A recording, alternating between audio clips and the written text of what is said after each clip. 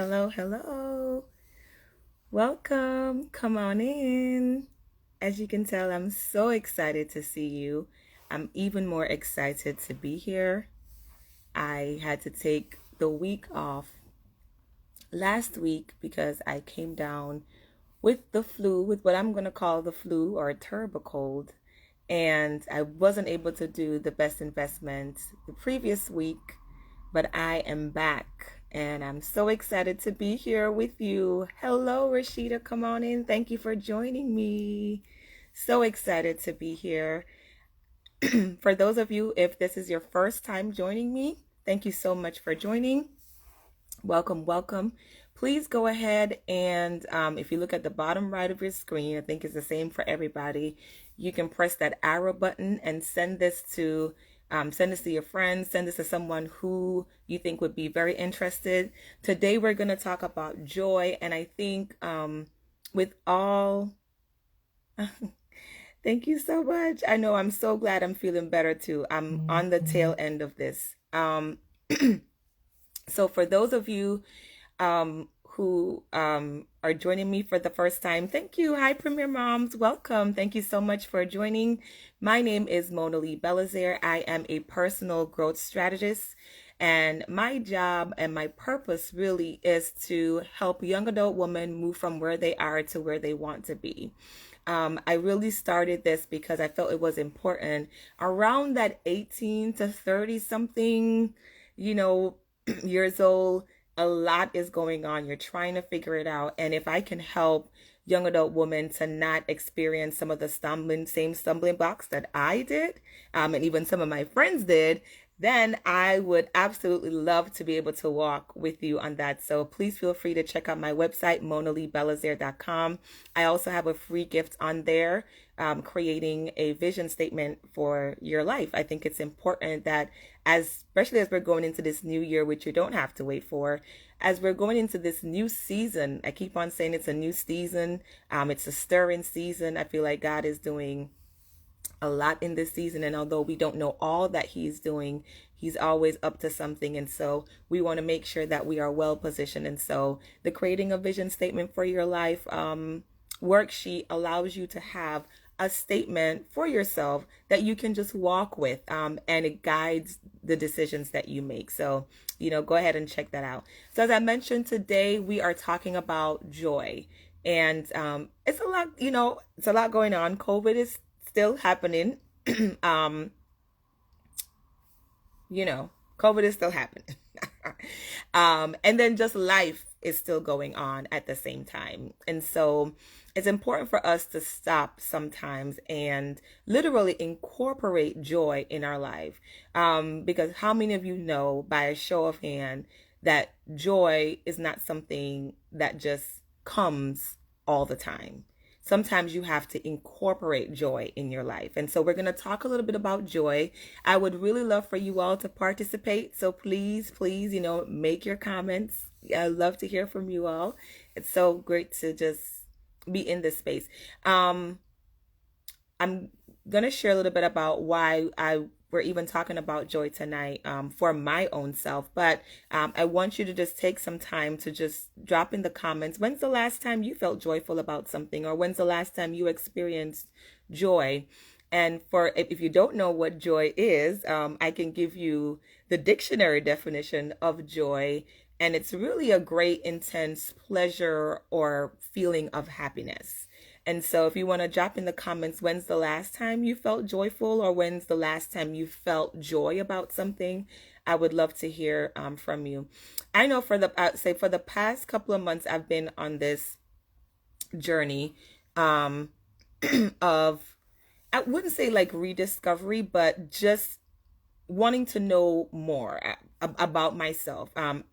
Since last year, I started experiencing like there is more, and it wasn't necessarily more in terms of work for me to do, my purpose. Yes, that was a part of it, but it was also more for me to experience all that God has for me for me as in Mona Lee, not necessarily my ministry or working on his behalf, but for me. And I realized at one point that I really wasn't enjoying life. Like I really I wasn't experiencing joy.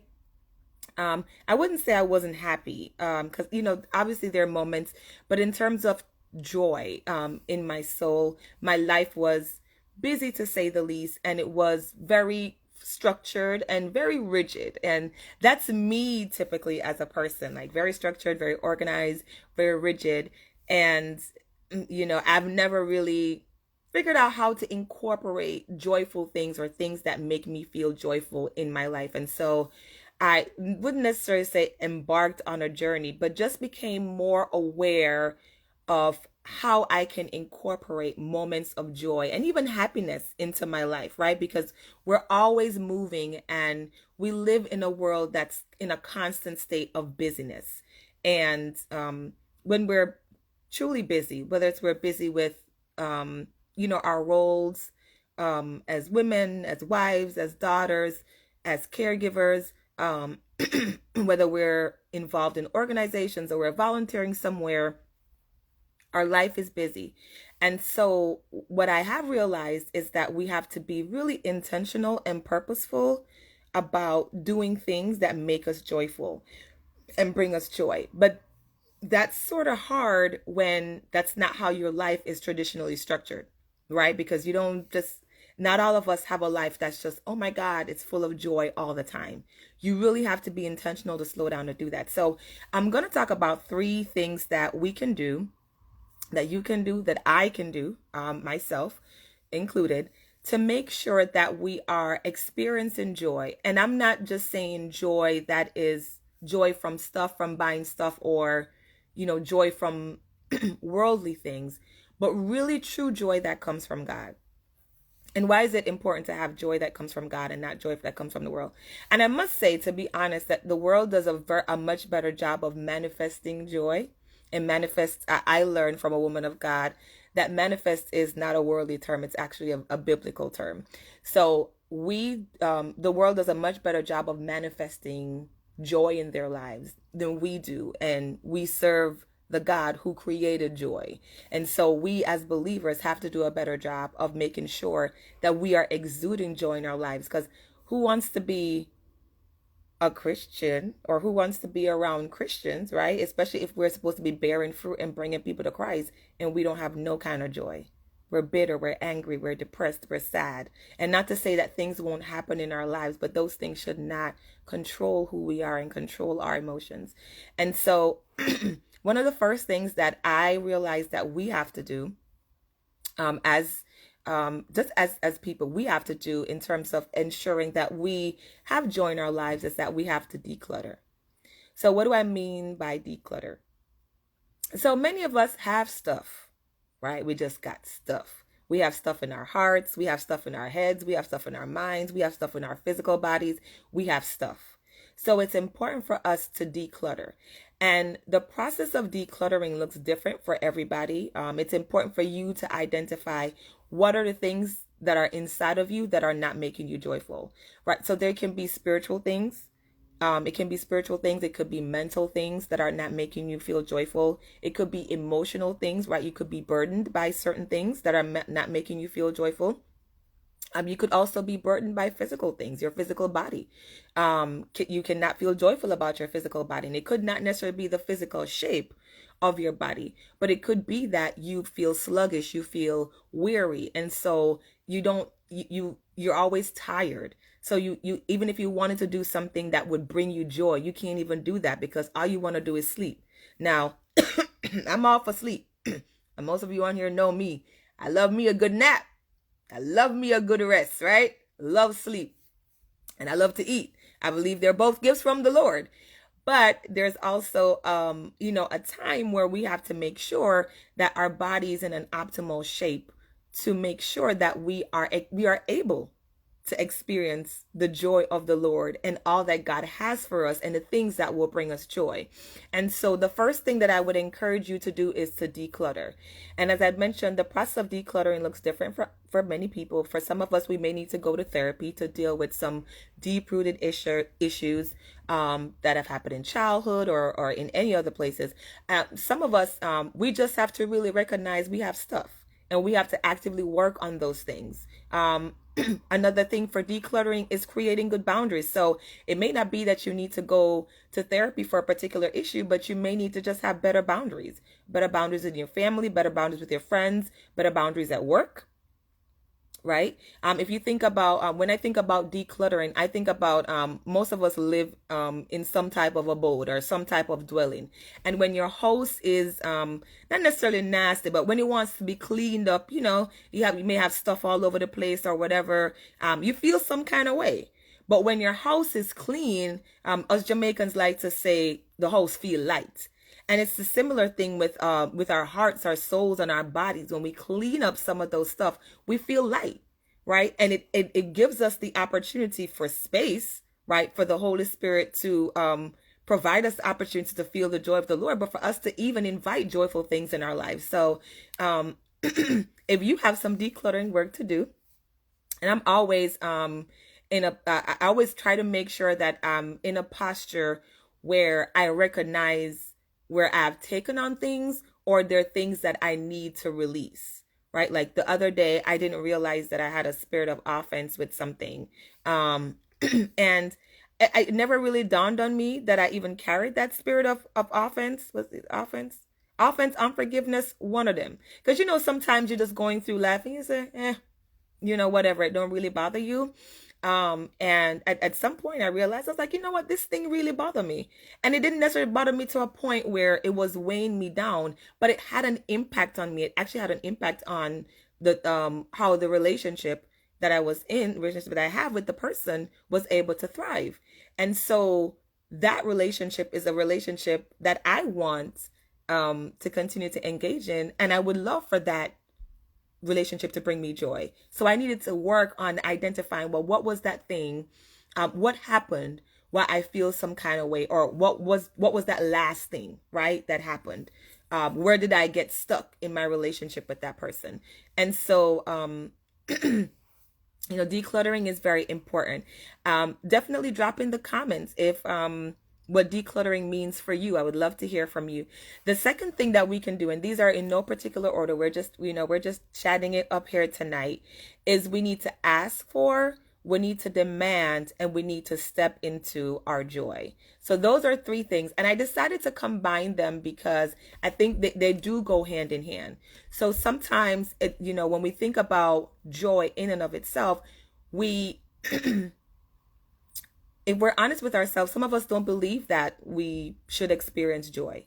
For some of us, we may have done something wrong and we just feel like, okay, well, life just because we've done something wrong, life's just going to be rough for the rest of our lives. Or we've never really experienced joy, so we don't think that is a part of life, that even God wants us to experience that. And that is certainly a lie from the pit of hell. God wants us to experience the fullness. And when I say the fullness, right? When you think of something that's full, there's no space, there's no lack, there's no crack in between, there's nothing.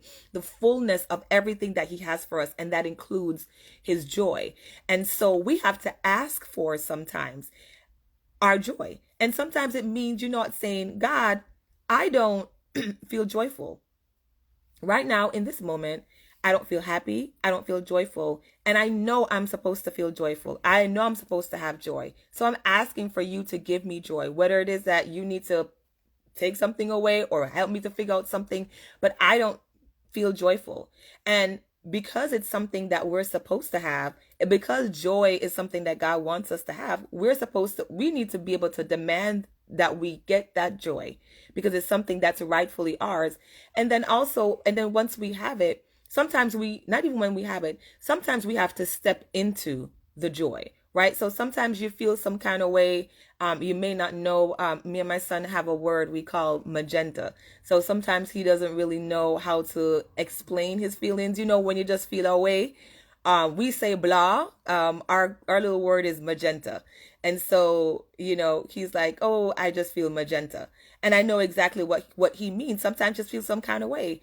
But even when you feel that kind of way, sometimes we have to make sure that we're doing things, right? Once we've identified whatever those things are, we're doing things to make us feel joyful. And it's not in a fake way. And when we get to the other point, I'm going to explain to it a little bit better. It's not in a fake way because sometimes, just like how the word says, you have to put on the breastplate of righteousness. You have to put on the helmet of salvation. Sometimes you literally have to put on joy, because once you step into an atmosphere where that is joyful, what happens? It becomes contagious for you. It doesn't negate the fact that things may be going on, but especially if you've done the declutter work that we talked about, you can step into that joy and immediately you can receive the fullness of the joy that God has for you, right? So we have to step into the joy. And sometimes, as I said, you have to put it on. So whatever that is.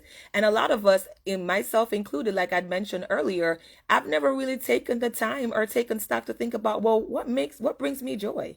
What makes me feel joyful? There are things that are cliche answered, and they're good answers too.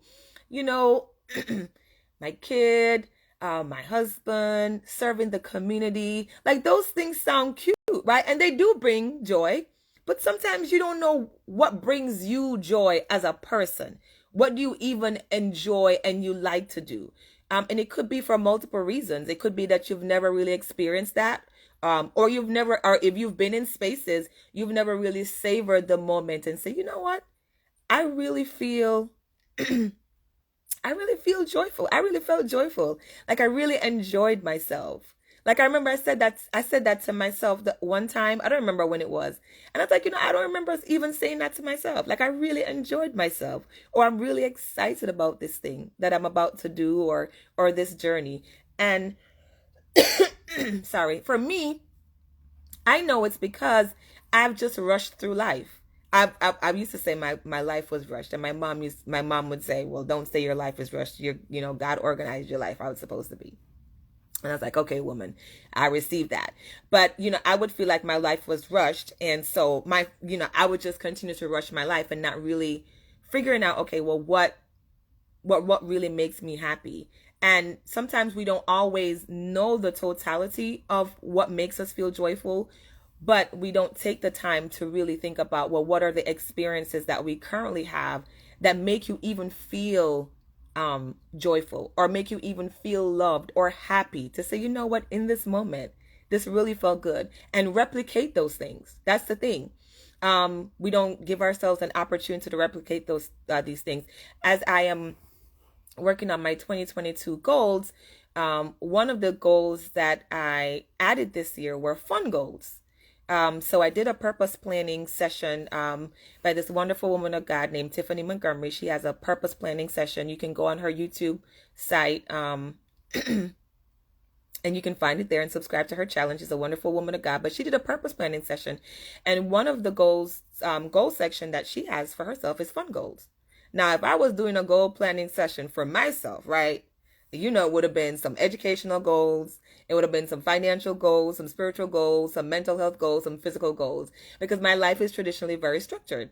And so I've never really thought about even making some fun goals, right? So thinking about things that could possibly bring me joy, and thinking about things that I would like to try because I've never tried them before. I've always wanted to try them, and see how they can even deposit something in me. And so I know that's a mouthful for that one particular part, but I really encourage you to just really take some time to sit with this, where you think about, how can I step into the joy, my joy, your joy, whatever you're experiencing, and really be intentional about things throughout the day that makes you feel happy, that brings you a sense of joy. Even if it's something that you feel like it should bring you joy, and you may feel some kind of way about even saying, all right, well, because obviously you should say, hopefully, if your kids do bring you joy, that your kids bring you joy. But there's sometimes that I spend some time with my son and I'm just like, you know what? He's all right. That's my guy. And we have fun together. And I savor that moment. And how can I replicate those moments and introduce those additional moments into my life? And so the last thing that I want to say, so we talked about decluttering. So we talked about getting rid of those things in your life, right, that don't bring you joy, or that don't give you the opportunity for joy to enter into your life, because whether you're bitter or you're sad or you're just going through a lot, and those things are weighing you down. I also talked about your physical body as well, that you may need to declutter.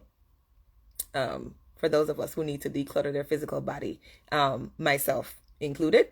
And then we talked about asking for, demanding, and stepping into your joy. And the last thing that I want to share is I titled it Think on These Things because there's nothing else I could think of, because immediately I went to the scripture. It's in Philippians 4, and it says, finally, brothers, whatever is true, whatever is noble, whatever is right, whatever is pure, whatever is lovely, whatever is admirable, if anything is excellent or praiseworthy, think about such things. And why is this important? Because everything that we do starts in the mind.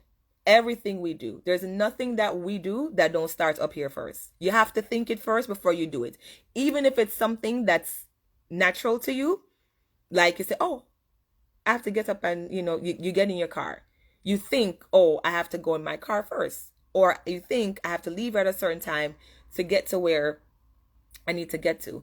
And so it's important for us to train our mind, right? Literally, some of us, we have to retrain our brain and retrain our minds to think on things that are joyful because of all the things that are going on in the world. And it's a lot, not to devalue. A lot is going on in various parts of the world. And then even in addition to that, there's a lot going on in our lives. But we can think on the things that are true. We can think on the things that are noble. We can think on the things that are joyful. We can think on the things that are right, right? Because even with all the wrong that's going on in the world, there's still things that are going right. With all the things that are going on nasty in the world, there's still things that are going on are lovely. With the things that are going on in the world that don't look so good, there's still some things in the world that are admirable. So we have to train our brain to think on those things, right, that are in alignment with the scripture, but also thinking on things that make us joyful. So sometimes we have to go back into our memory bank because, like I said before, sometimes we do the things and then we don't acknowledge them. We don't remember them, right? We just move on with our lives. And sometimes we have to retrain our brain and rethink on those things, right? Many people you'll hear say this cliche term, when I look back over my life and I see, I think on the joy of the Lord and the good things. So clearly I don't know what they say. But I think you all get what I'm trying to say, right? When I look back over my life, I see what the Lord has done for me, right? And they'll tell you all the time, look back over. Why? Because sometimes we have to remind ourselves of the good things that have happened, because we can get just so bogged down with all the not so good things, right? It's just like how sometimes we think more about the not so good qualities of a person. If somebody does something bad to us one time, we carry that more than the 100 good things that they have done for us. And so it's up to us to make sure, right? All of this is our responsibility. Like I'd said earlier, joy is not just going to fall in your lap like that. It's not just going to fall out of the sky and it's just going to be like joy. No. We have to seek out joy. We have to step into joy. We have to put on joy. We have to engage in things that make us joyful. And so I really encourage you to think on things that are joyful, right? Think on things that are joyful.